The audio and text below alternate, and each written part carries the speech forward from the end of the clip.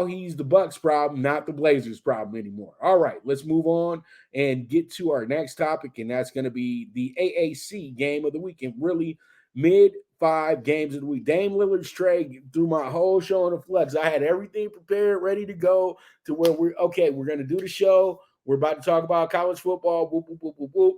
I have not talked about basketball in almost 2 months, really. I was talking about Team USA, but mid 5 games of the week. Okay.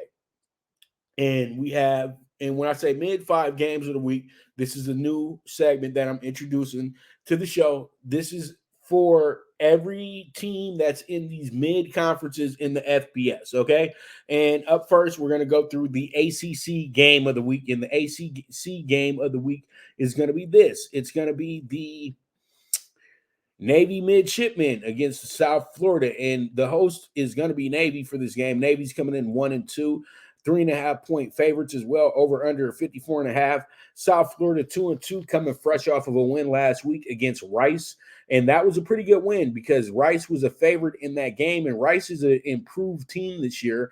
And South Florida went in there and handled their business, but you could say that they kind of rode the wave of playing Alabama tough into that game, but I saw some things with the South Florida team that I liked a lot.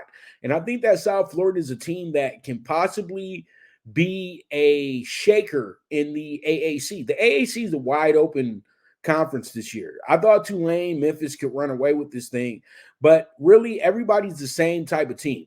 And when you look at the bottom tier of the AAC, it's not as bad as you would say it is. It looks like they're going to be very competitive in conference play. They just all were teams that had to play those tune-up, warm-up games against Power 5 schools.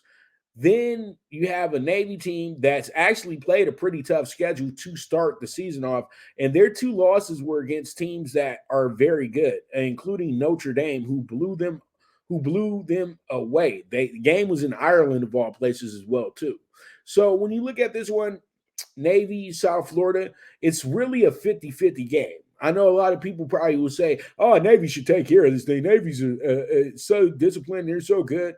But South Florida has better athletes. Let's keep it real. And if those athletes are able to play their game and play with confidence, I think that South Florida can go ahead and win this game. It's not a thing. I know South Florida can win this game, but it's up to them to show up. And I'm going to go ahead and circle South Florida to win this game.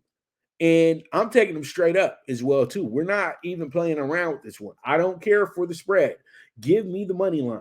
And with the money line that we're going to get with this one is we are going to get actually, I have it at 3.5 as well, too. But I like the money line as well, too. And the money line is going to be sitting at plus 145 for this one. So this should be a really good measurement for what to expect. But I have them plus 3.5, the spread, just in case, because, South Florida is a really good team, but they're really good at covering spreads as well, too. And I feel like we probably do have a better opportunity with that. But when you look at the numbers, everything really calls for South Florida to win this game outright.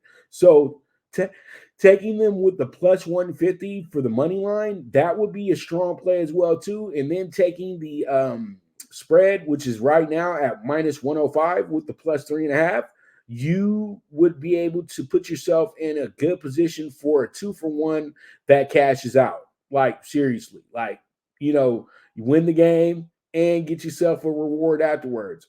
I would suggest it. So we move forward.